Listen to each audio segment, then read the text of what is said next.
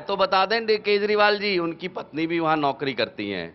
उस डिपार्टमेंट में राय बता दें कि वो कितना ईमानदारी से काम करता है। क्या उन्होंने जिस डिपार्टमेंट से रिजाइन करके ये राजनीति शुरू की है, क्या उस डिपार्टमेंट में कौन कौन अधिकारी भ्रष्टाचारी हैं, किस किस ने कितना पैसा इनकम टैक्स में कमाया है, क्या डिप्टी कमिश्नर, कमिश्नर, इंस्पेक्टर वो किसी को तंग नहीं करते हैं व्यापारियों को।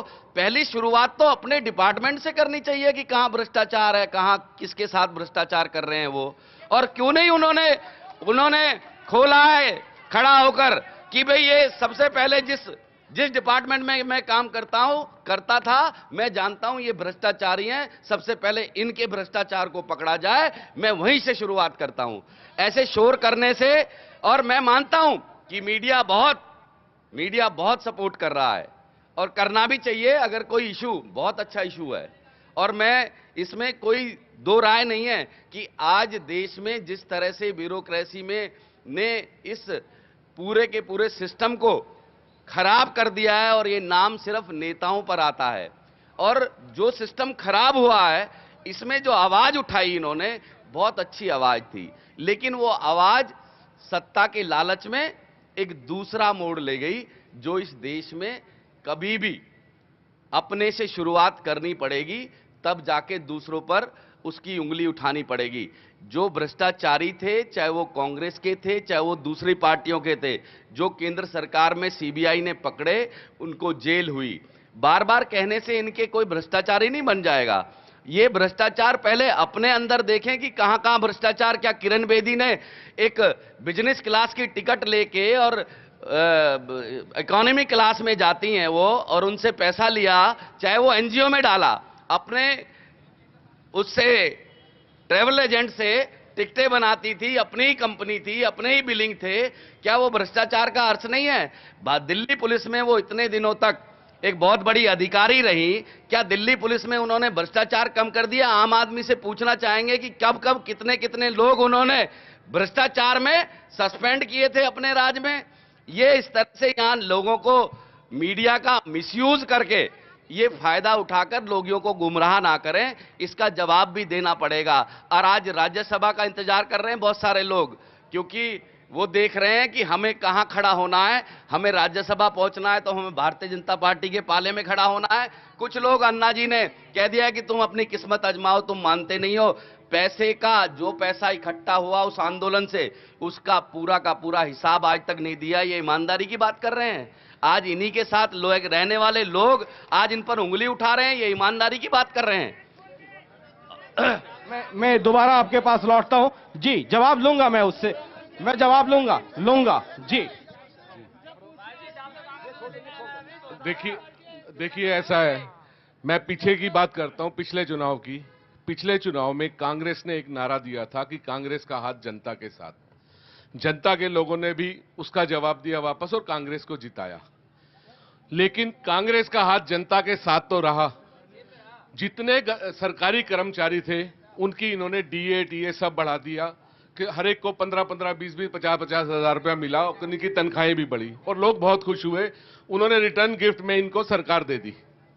लेकिन जीतने के बाद कांग्रेस का हाथ ने पंजे का रूप ले लिया और महंगाई इतनी ज्यादा बढ़ गई कि अभी वो उस पैसे की खुशी भी नहीं मना पाए थे कि उनको महंगाई ने ग्रस्त कर दिया। आज आम जनता का ये हाल है।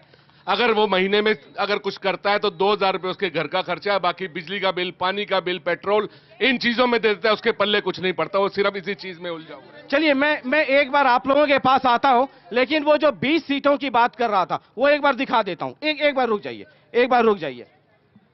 हमने आपको बताया था, मनीष, मैं आपके पास भी आऊंगा, बहुत सारे आरोप नसीब जी के भी और विजय जौली साहब के भी और सर के भी आपके पास हैं, उनका भी जवाब आपसे लूंगा।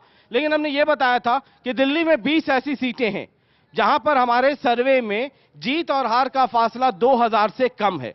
अगर वहां परिवर्तन हुआ, चूंकि दिल्ली में चेंजेस हो रहे हैं, तो दिल्ली की क्या सूरत बनेगी? सीधा रुख करना चाहेंगे इलेक्शन कंट्रोल रूम का। Can we go straight to Mithlesh please?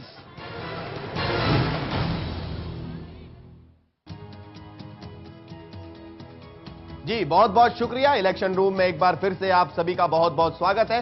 और अब एक दिलचस्प आंकड़ा आपको बताते हैं। दरअसल दिल्ली में जब टोटल न्यूज ने सर्वे किया तो कुछ सीटें ऐसी हैं जहां कुछ पार्टियों, दो पार्टियों के बीच बहुत कम मार्जिन से हार और जीत का फासला देखने को मिल रहा है और यह मार्जिन है 2000 से कम का।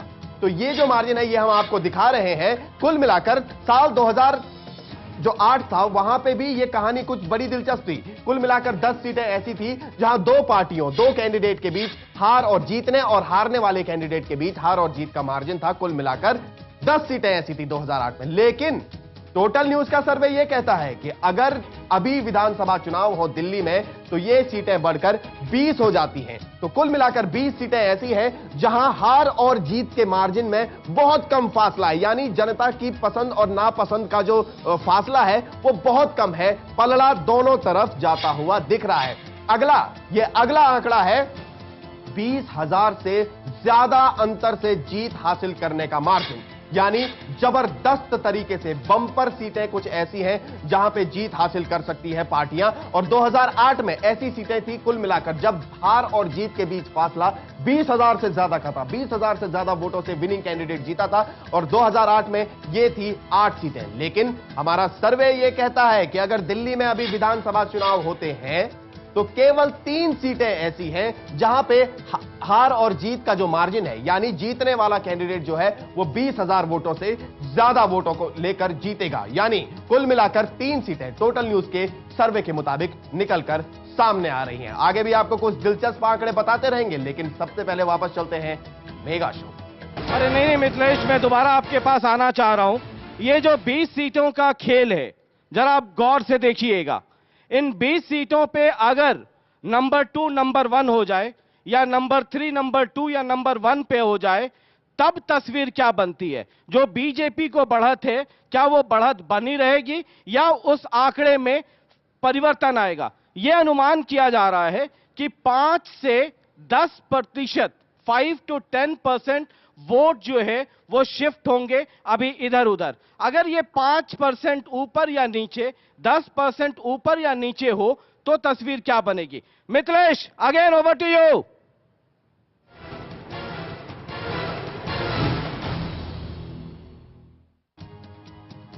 जी बहुत बहुत शुक्रिया।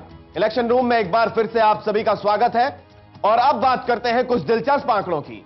दरअसल 2008 जब विधानसभा चुनाव हुए थे दिल्ली में तो उस वक्त 10 सीटें ऐसी थीं जहां जीतने वाली पार्टी और हारने वाली पार्टी के बीच हार और जीत का मार्जिन कुल मिलाकर 10 विधानसभा सीटों पर था। लेकिन अब हमारा टोटल न्यूज का सर्वे यह कहता है कि 20 विधानसभा सीटें दिल्ली में ऐसी हैं जहां हार और जीत का मार्जिन 2000 के बीच रहेगा। कोंडली, त्रिनगर, गोंडा, रोहतास नगर, बदरपुर। तो आप देख सकते हैं कोंडली में जहां 111 वोट्स का अंतर देखने को मिल रहा है हार और जीत के मार्जिन में। तो कुल मिलाकर ये सीटें हम आपको दिखा रहे हैं। कोंडली में 111 का है हार और जीत के बीच फर्क, त्रिनगर में 196, गोंडा में 218 वोट, रोहतास नगर में 221 वोट, बदरपुर में 273 वोट।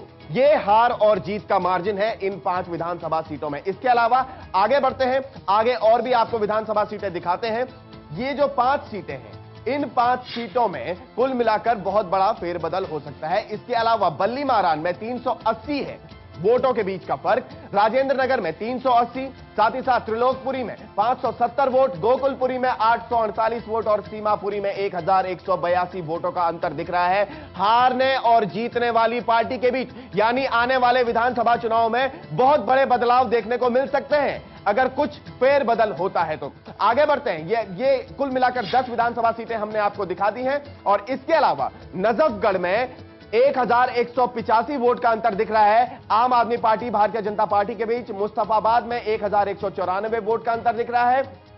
साथ ही साथ विजवासन में 1232 वोट, तिमारपुर में 1260 वोट, लक्ष्मी नगर में 1332 वोट का अंतर देखने को मिल रहा है। बहुत ज्यादा वोटों का अंतर नहीं है ये, यानी कुछ भी हो सकता है आगे आने वाले दिल्ली विधानसभा चुनाव में। तो कुल मिलाकर ये हमने आपको 15 विधानसभा सीटें अभी तक ऐसी दिखाई हैं जहां हार और जीत का मार्जिन बहुत कम है। इसके अलावा आप देख सकते हैं मोती नगर में 1337 वोटों का अंतर दिख रहा है कांग्रेस और बीजेपी के बीच। बहुत ही इसे हम माइन्यूट फाइटिंग कह सकते हैं। साथ ही साथ सदर बाजार में 1421 वोट, द्वारका में 1830 वोट और वजीरपुर में 1935 वोट और साथ ही साथ संगम विहार 1980 वोट। तो कुल मिलाकर ये 20 विधानसभा सीटें ऐसी हैं, टोटल न्यूज का सर्वे ये कहता है कि ये 20 विधानसभा सीटें ऐसी हैं जहां हार और जीत का मार्जिन, जीतने वाली पार्टी और हारने वाली पार्टी के बीच अंतर है सिर्फ 2000 से कम वोटों का। और अब आपको दिखाते हैं कि दरअसल अगर इन विधानसभा सीटों में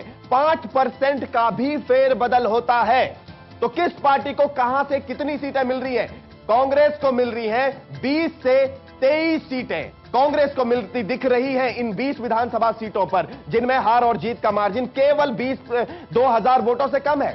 साथ ही साथ भारतीय जनता पार्टी 36 से लेकर 41 सीटें, यानी पूरी तरह से 5% वोट स्विंग पर भी भारतीय जनता पार्टी सरकार बनाती दिख रही है। आम आदमी पार्टी 8 से लेकर 12 सीटें आम आदमी पार्टी को मिलती दिख रही हैं। अगर इन 20 विधानसभा सीटों पर जहां 2000 से कम मार्जिन है हार और जीतने वाले के बीच, अगर इनमें 5% का फेरबदल होता है। आगे एक और दिलचस्प आंकड़ा, अगर इन सीटों पर, इन 20 विधानसभा सीटों पर 10% का फेरबदल होता है, 10% का वोट स्विंग होता है, तो कांग्रेस को मिलती दिख रही है 19 से लेकर 24 सीटें, भारतीय जनता पार्टी को 35 से लेकर 42 सीटें मिलती दिख रही हैं। यानी भारतीय जनता पार्टी एक बार फिर से 10% वोट स्विंग पर भी दिल्ली में सरकार बनाती दिख रही है। आम आदमी पार्टी को मिल रही है 7 से लेकर 13 सीटें। तो जब अगर यह 10% का वोट स्विंग हो रहा है तो टोटल न्यूज का सर्वे यह कहता है कि भारतीय जनता पार्टी दिल्ली में